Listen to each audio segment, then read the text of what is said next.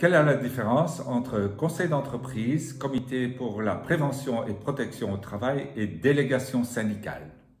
Bonjour, je suis Sophie. Bonjour, je suis Manu. Nous nous sommes associés sous le nom de Social Dialogue Network pour assister les employeurs qui veulent investir dans un bon climat social. Sophie,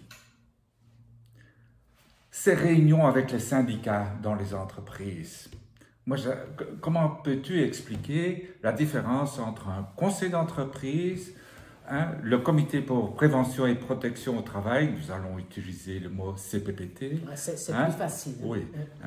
Et la délégation syndicale, aux yeux de beaucoup de gens, c'est la même chose. Oui, Et pourtant, je crois qu'il y a une différence. Est-ce que c'est une différence uniquement juridique? Donc, je pense que c'est important de savoir que le conseil d'entreprise et le CPPT se ressemblent un peu et la délégation syndicale est un peu l'organe de concertation sociale à part. Ah bon? Oui. Le conseil d'entreprise et le CPPT ont la même philosophie. Le but d'un conseil d'entreprise, pour l'employeur, l'employeur va partager la stratégie de l'entreprise dans le conseil d'entreprise. Donc, l'employeur va expliquer la stratégie, va expliquer le business, va donner beaucoup d'informations, mais surtout va aussi demander l'opinion des représentants des travailleurs sur certains projets, sur certaines organisations de travail qu'on veut changer. Donc, c'est vraiment le moment pour essayer d'obtenir une assise de la part des représentants des travailleurs. Ok, Sophie, tu parles d'une opportunité, si j'ai bien compris, mais je crois avoir retenu que l'employeur a une obligation d'informer et de consulter. C'est bien ça que tu veux dire? Oui, c'est bien ça, en effet. Et donc, aussi bien dans le conseil d'entreprise que dans le CPPT, l'employeur a une obligation de faire des réunions tous les mois pour donner certaines informations et pour consulter. Oui. Dans le CPPT, on demande beaucoup d'avis, des avis aux représentants des travailleurs. Par exemple, s'il y a une nouvelle installation, on va demander l'avis. Si on veut changer le modèle de sécurité, de chaussures de sécurité, on va aussi demander l'avis du CPPT. Donc, c'est vraiment deux organes qui ne sont pas faits dans un modèle de conflit. Oui. Attends, je crois maintenant avoir compris que le conseil d'entreprise, c'est plutôt information, consultation sur la stratégie de l'entreprise, information économique et financière, je crois aussi. Oui. Et le CPPT, c'est plutôt un organe pour partager la politique, la police, la gestion en matière de santé et de sécurité. Oui, santé, sécurité, l'environnement, oui.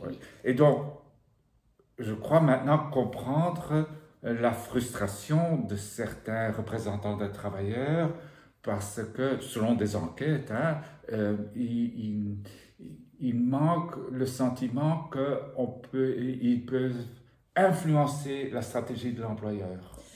Oui, je comprends ça parce que c'est vrai que si on regarde bien la législation sur les compétences du conseil d'entreprise et du CPPT, il y a en effet peu de décisions à prendre dans le conseil d'entreprise et dans le CPPT. Et donc, si moi, en tant que représentant des travailleurs, j'arrive dans un conseil d'entreprise et moi, je pense quand même pouvoir prendre des décisions ensemble avec l'employeur, oui, en effet, je peux ressentir une frustration à ce moment-là.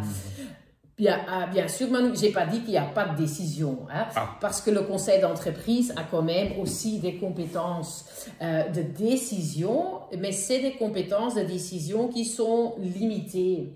Oui. Je pense que le plus connu, c'est le règlement de travail. Tu connais le règlement de travail, Manu? Oui, c'est quand même important hein, parce qu'il y a des horaires, des sanctions. Donc, tu veux dire que le règlement de travail, c'est une matière de codécision, donc de négociation. Négocier, c'est pas un mot que j'aime bien entendre si on parle du conseil d'entreprise, mais en effet, si on veut changer quelque chose dans le règlement de travail, on va devoir obtenir un accord de tout le monde dans le conseil d'entreprise. Tout le monde, je veux dire, on va regarder dans le règlement d'ordre intérieur, est-ce que c'est une majorité ou est-ce que c'est avec l'unanimité. Oui. Mais c'est vrai, il y a certaines matières où on doit... si on veut changer ça, on doit avoir l'accord du conseil d'entreprise. Donc, mais le règlement de travail, c'est extrêmement important, mais la modification, c'est pas très fréquent. Hein? Non, oui, non. Et si on regarde l'agenda du conseil d'entreprise sur 12 mois, je pense que la grande majorité des sujets, c'est souvent des sujets qui sont information, consultation. Ça ne veut pas dire que ce n'est pas important. Parce que, comme j'ai expliqué, c'est vraiment pour l'employeur l'opportunité pour avoir une assise de la part des représentants des travailleurs. Donc, c'est aussi le moment pour l'employeur de sentir ce qui vit sur le terrain. Parce que les représentants des travailleurs sont là pour exprimer ce qui vit sur le terrain aussi. Donc, c'est des réunions qui sont très importantes, qui sont très utiles, qui ont une grande valeur. Mais c'est vrai, cette notion de décider ensemble avec l'employeur, ça, c'est pas vraiment la notion la plus importante du conseil d'entreprise au CPPT. Sophie, tu me fais penser à un texte que j'ai lu récemment, dans lequel il était écrit que la première compétence de l'employeur au sein du conseil d'entreprise, c'est l'écoute. Écouter, c'est en effet très important. Si on n'écoute pas, là, on parle contre un mur et c'est pas très sympathique pour les gens qui sont de l'autre côté. Et frustrant. Oui. Et frustrant aussi, oui. Absolument, absolument. Bien, bien. Donc, je crois avoir compris, ce sont des organes de concertation, information, consultation surtout. Il y a un chapitre à part pour la codécision / négociation. Mais l'ambition du syndicat, c'est quand même négocier. Oui. Alors, négocier des avantages pour le personnel, une augmentation salariale, une prime, une CCT 90, ainsi de suite. Négocier, ça c'est vraiment quelque chose qui se fait par la délégation syndicale. L'ADS. Oui, l'ADS. La délégation syndicale en Belgique est compétente pour négocier avec l'employeur. Donc, la délégation, c'est vraiment l'organe des syndicats où ils peuvent exercer leur pouvoir. Parce que c'est quand même un pouvoir important de pouvoir changer et améliorer les conditions de travail de l'arrière-ban. Mais tu as parlé de conditions de travail. Oui. Et pas des conditions d'organisation du travail, alors? Non. Ça, c'est aussi un sujet de discussion dans beaucoup d'entreprises. La délégation syndicale est compétente pour négocier sur tout ce qui concerne une amélioration des conditions de travail, donc les salaires, les primes, ainsi de suite. Rémunération.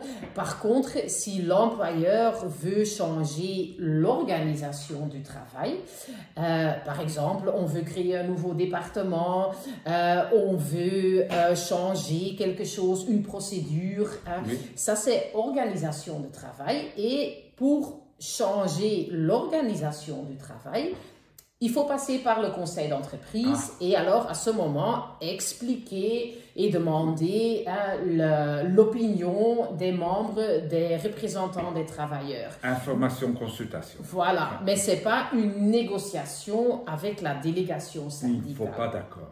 Non, il ne faut pas d'accord. Par contre, si on veut changer quelque chose et si on veut que les travailleurs commencent à travailler dans un autre horaire, par exemple. Je reviens à ce qu'on a dit sur les règlements de travail. Oui. Si jamais on veut créer un nouvel horaire, oui, on ne peut pas faire ça sans l'accord des syndicats. Oui. Mais donc ça, c'est un peu l'exception. Parce que normalement, si on veut changer l'organisation du travail, ben, c'est une information-consultation.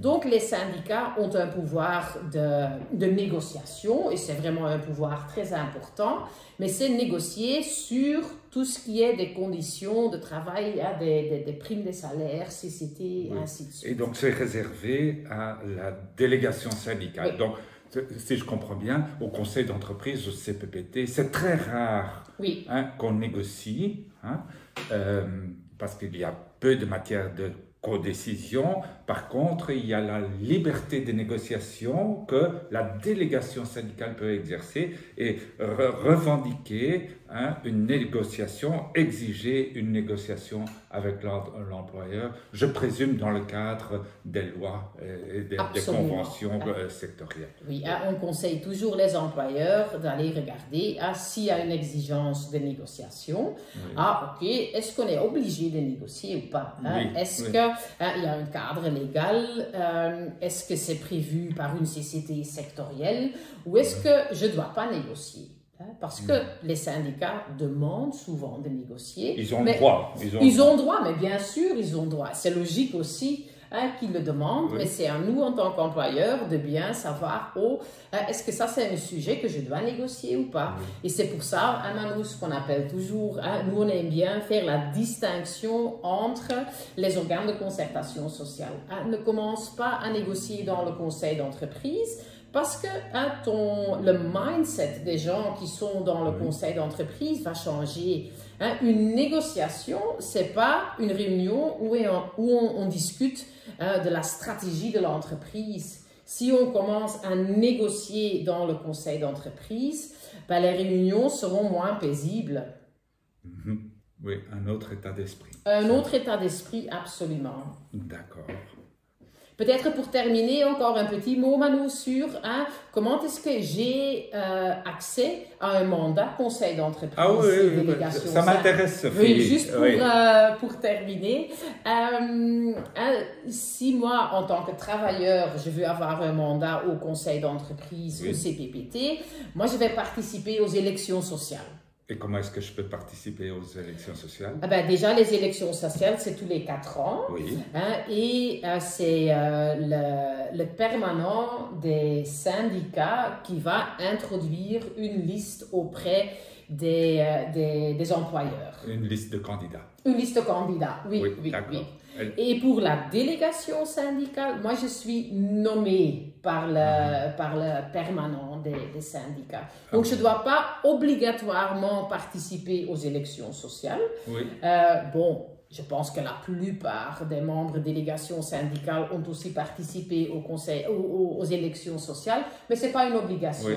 Oui. Donc, c'est bien possible que si moi, je ne travaillais pas encore dans l'entreprise en 2020, pendant la période des élections sociales, que je suis quand même nommée en tant que déléguée maintenant. Maintenant, je comprends. Je crois comprendre qu'au fond, les syndicats contrôlent quand même la participation des travailleurs, soit par la liste des candidats, soit par la nomination des délégués syndicaux. Merci Sophie. Merci Malou et une bonne journée. Au revoir. Au revoir.